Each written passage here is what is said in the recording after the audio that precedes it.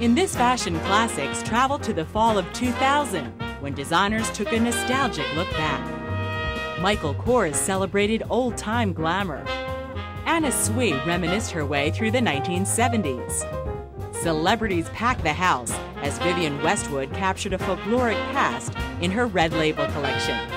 Take a stroll through New York's historic garment district and discover the evolution of the corset at the Fashion Institute of Technology, and more.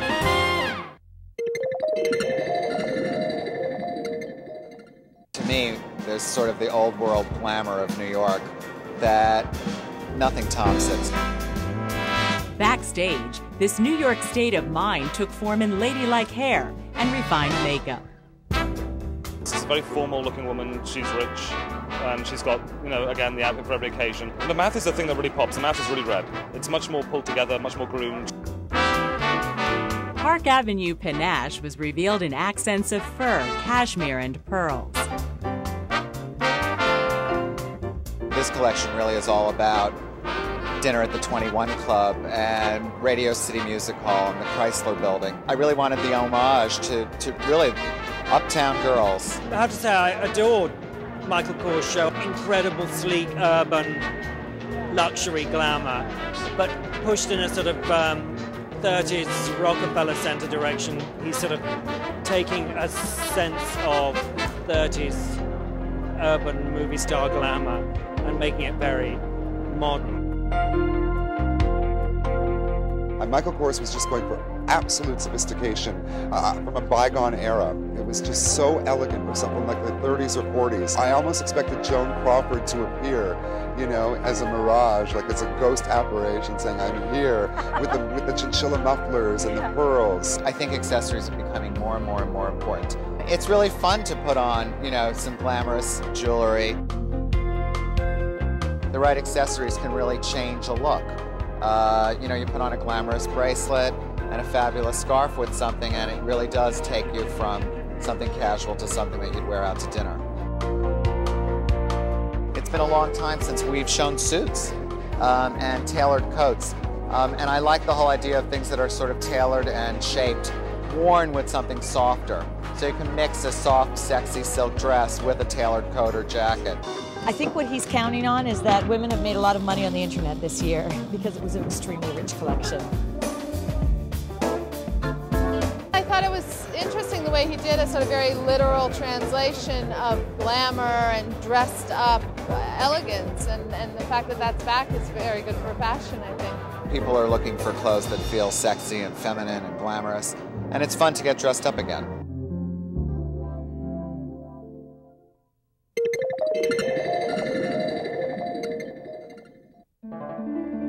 The corset has come a long way since the early 1600s. Once a symbol of female oppression, the corset is now viewed as an icon of femininity. Women wore corsets for 400 years because feminine beauty, social status, and respectability were more important than comfort. As the Renaissance philosopher Montaigne said, "What hell our women have to go through so tightly tied and bound?" The social and cultural significance of the corset were examined in the autumn of 2000 at New York's Fashion Institute of Technology. The exhibit was entitled The Corset, Fashioning the Body. After 400 years of the corset being an essential item of women's fashion, today it's become fashionable once again. Madonna was instrumental in transforming the image of the corset from a symbol of women's oppression to a symbol of women's sexual empowerment. We have couture fashions by Lacroix, Dior, Lagerfeld for Chanel, and many others, all of them inspired by the corset. Alexander McQueen is one of the most exciting designers working today, and here he has created a kind of orthopedic-style leather corset, which again alludes to the image of the hard body, but also the vulnerable body. Vivienne Westwood hired Mr. Pearl, the famous corseteer, to work on this dress, which is on the top completely encrusted in rhinestones, and then on the bottom the skirt is made out of feathers. Linda Evangelista wore this, the Queen of Sheba dress, on the runway. These two are fabulous, by Terry Mugler. If some designers do a romantic image of the corset, Mugler has always done a really fierce image, like the femme fatale. Most people think that Victorian women habitually lace to 16 or 18 inches. In fact, it's very, very rare to find a Victorian corset that's smaller than 20 inches at the waist. This one here is an unusual 32, 18, 25 inches, which represents the smallest regular corset in the exhibition. Designers like Yo Lee altered the feel of the modern-day corset from its constricting Victorian predecessor.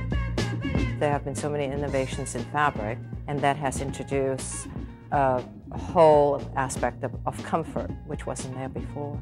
It's more enhancing your body shape than imposing a shape upon your body. Women weren't the only ones tied to the corset. Men donned them beginning in the early 1800s. Although corsets have been mostly worn by women, men also have worn corsets. 19th century dandies did, and so did English club kids. Here we can see a rubber and metal corset by Murray and Verne, which is an English company that does fetish and club corsets for both men and women. What's the last word on the fashionable waist whittlers?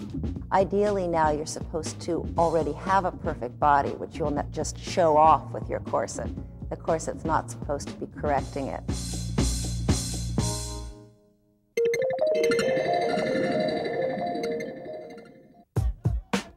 A combination of carefree hair and sweet, painterly faces complemented Anna Sui's fall collection.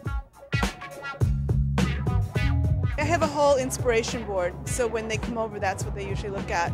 And we discuss it, and sometimes it sparks an idea. She was really into the Matisse paintings and things like that. Basically pushing colour back into the faces, but wild colour, but not too shocking. Isn't that what we did? Abstraction of like natural shadows and natural colors that you see, but exaggerating it. She shows me photographs that she's inspired by, and then I come up with a look. This season it's going to be straight hair because of the textures of the clothes and the necklines and the layering and all that. Sui's bohemian rich 70s inspired collection played to a celebrity-packed house. Yeah, I've been a fan of Anna's for a long time. She's one of my favorite designers, and it's always fun to come to her shows. I love them. They're always really feminine and cute, and always, what you want to wear, and makes great party dresses.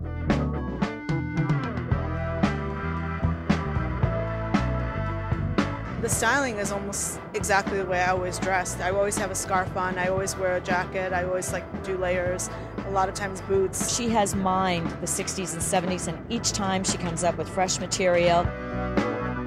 The designer's palette and lines evoked the work of Fauvis artists of the early 20th century. I was very struck by a show that I saw in Paris on Fauvis painters, and from that show I took the colors and also the concept of Fauvism, which was color and form.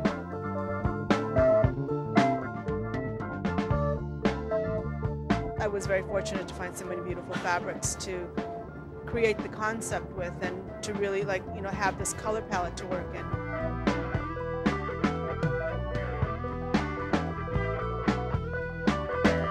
Rather than making kind of form-fitting clothing, I used shapes that were very geometric and worked in the bias so that the body actually created the shapes.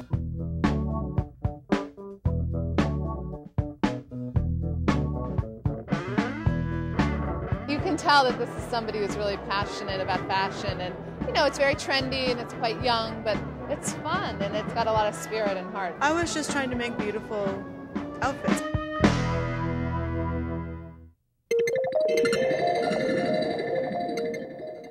As a born and bred New Yorker, there's no place more amazing than Manhattan.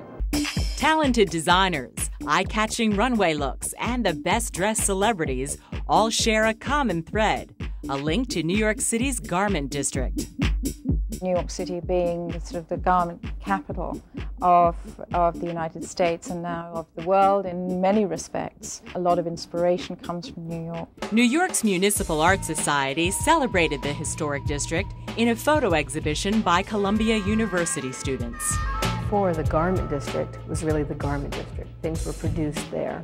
And every step of the process, from making the patterns to getting the fabric. Over here we talk about the birth of the district, which before it was housed at its current location, it was really in the Lower East Side. This is Herald Square. It's kind of amazing when we look back at it and realize that it's always been this central location. There have always been throngs and crowds. The city had a zoning ordinance that said buildings had to look a certain way, they had to be set back from the street. And I was talking to somebody when I was putting this show up about the Millenary Synagogue, and they said, well, what's millenary? I mean, we've totally lost this. People don't know what it is to have a fine hat. It's not part of our repertoire anymore. Cultural preservationist Laura Hansen took her hat off to the fashionable district. Across the street on 6th Avenue is the Millenary Center Synagogue, founded by milliners, and in the early 1930s. First they met in a loft building in the area until they could raise enough money to build their own building, which they did in 1948. Patricia Underwood is one of the few milliners in New York manufacturing on the premises. We're in both the showroom and the manufacturing and sales office of Patricia Underwood. It's a very traditional kind of business in terms of the blocks that you see behind me. That is the way that hats have been made for many, many years. This is, in fact, one of the first blocks I ever collected. And this was sort of a really 30s look. It was made in New York. Each block maker had his own stamp. Hat making is as you can say, very traditional. It's people have always worn things on their heads because of, a status significance. So we're in an historic site and we're in a historic business. The other thing that's interesting about this space is that this building, along with the building just across the street, were two of the first loft-style buildings built specifically for garment district workers. As we talked about the history of the district, we realized we really had to say something about the future of it, because the future of this district is in jeopardy right now. Barbara Randall, who's the executive director of the Fashion Center BID, talks about how the fashion industry is changing, how the district is changing, and internet companies, .com companies are moving into these buildings. I think she says, we see a future for the garment district that is more vibrant than ever, with a healthy blend of industries that epitomize change and modernity.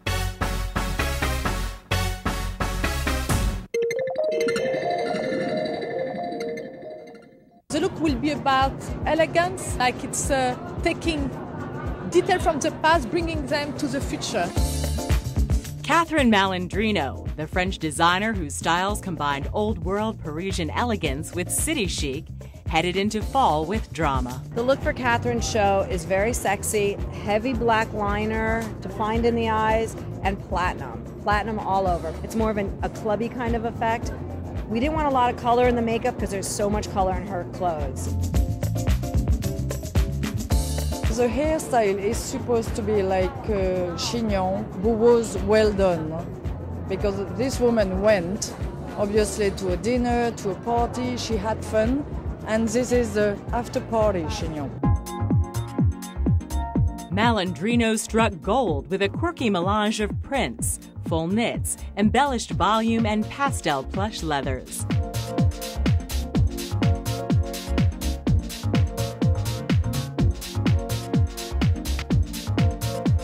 The blues is always like soft blues of Paris. They could be the fog of London. And I go to very deep color, like the burgundy, the deep orange, that are much more like from Tibet.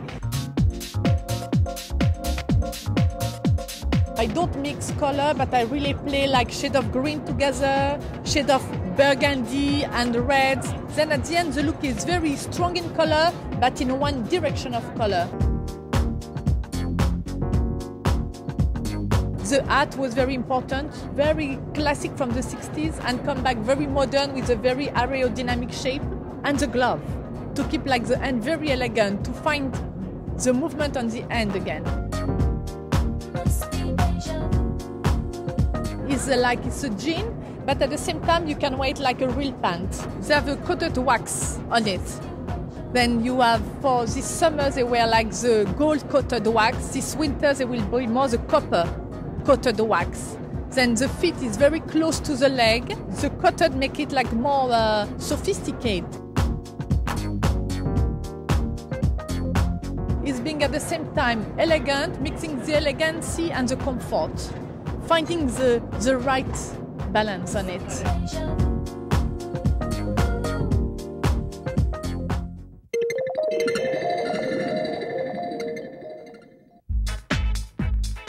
While Fall 2000 fashion clearly took cues from the past, the real virtues of vintage could be had at the Vintage and Antique Show in New York that year. The highlight of the event was a runway presentation of styles from the last century. We picked a theme for the show, and it's called 20th Century Restyled. So we have a little smattering of each kind of era all the way through the 20th century represented here in these clothes. I had to consider the models. Many of the models that we're using are real people, and they have 90s bodies, which don't go with the sizing grades of the vintage clothing. All the sportswear is being shown together, all the evening wear, all the swimwear, all the lingerie, all the furs, vintage furs. There's a lot of really, really beautiful menswear from MAP, downtown on Fulton Street. I only selected things that were very dramatic. I don't have any Izod shirts or Calvin Klein jeans. Anything that you could go and find at the flea market in the dollar bin is not in this show.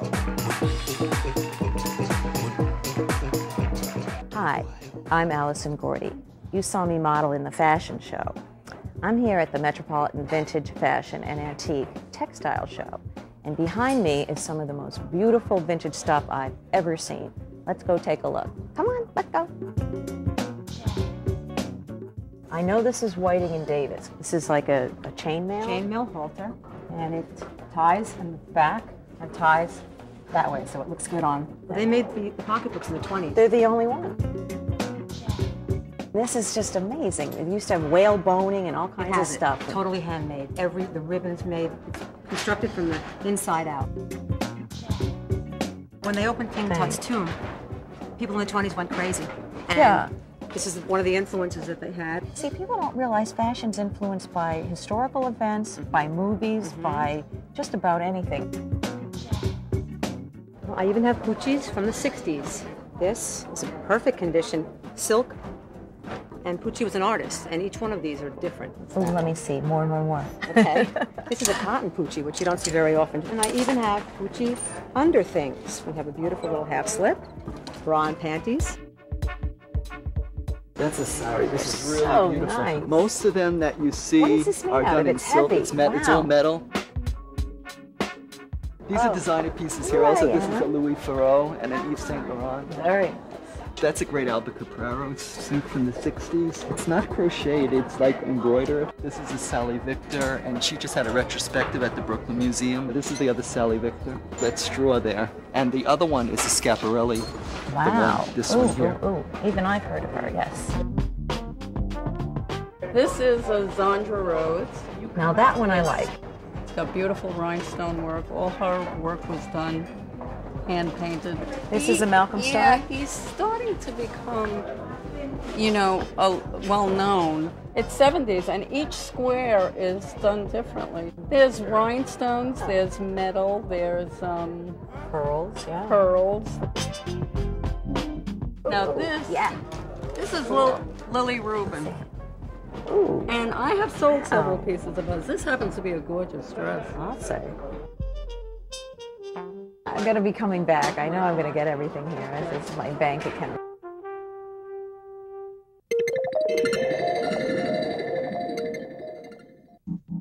In New York, to present her Red Label collection, Vivienne Westwood's directive for her autumn look was doll-like. We're doing a doll look today, but not a doll with like pink cheeks, and not really a sweet doll, a little bit more aggressive. Big inspiration for her was the sort of classic Victorian doll from the turn of the century. Her hair is very schoolgirl, she's just tucked back with a simple braid, very clean. Westwood's clothing always incorporates references of the past, which she whimsically reworks and suggests for the present. On a runway landscape with old clothes, this London renegade experimented with volume and layering for autumn.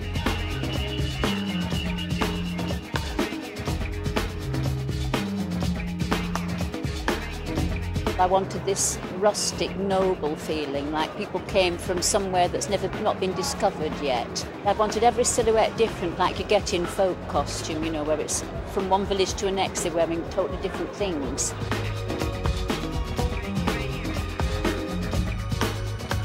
When you take the idea of folk costume, which is very rich and all hand-done and all traditional, and this is why you get this rich feeling, you can't do that, obviously, so you have to do it by some sort of logic. So it's all a question of the choice of fabrics and what you put with what.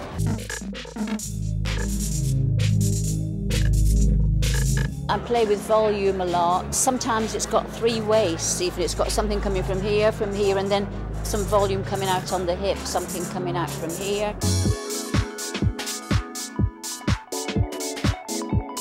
We always have very traditional fabrics, basic fabrics anyway, but also I used, in order to get this volume I'm speaking of, I used very, very light wools, but they don't look terribly light because they're quite thick. There are coats and you pick them up and they're as light as a cardigan, they're as light as a feather. They're very, very airy and lots of volume in them, but incredibly light.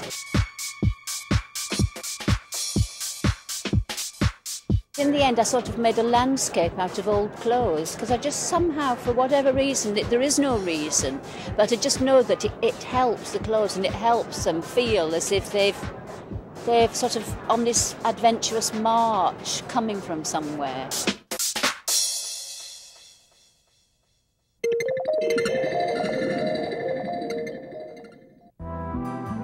Themed as a Turkish bazaar, the hottest charity event in New York was at the City Opera thrift shop.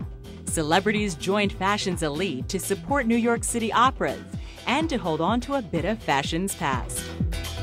It's dive in, get the stuff, find what you like, and there's lots of rummaging. Very different to Madison Avenue. I am doing this for the love of the New York City Opera. I think you could go through the racks here and totally put together as if they just stepped off the Spring/Summer 2000 runway.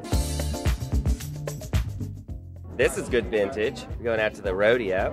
What I like this thing very much is Sonia Riquier. It's a French from the 60s. There's a Pauline Trigère coat over there that is just so beautifully made. It makes you cry. The quality is something you couldn't find today, for sure.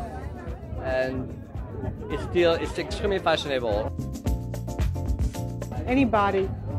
Anyone should get this. It's a Saint Laurent smoking suit. It's his most famous signature design. If I was going to visit my friend Prince Charles, I'd wear this. Okay, the outfit's all vintage refat all-spec. Are you loving it or are you loving it? I'd look great on the beach in this, let me tell you. I'd fill that swimsuit. I think that kind of hip, fashion-forward young women are into vintage. Oh, just buy it. I'm mad for it. There's more stuff I've got to get. Shop, shop, shop.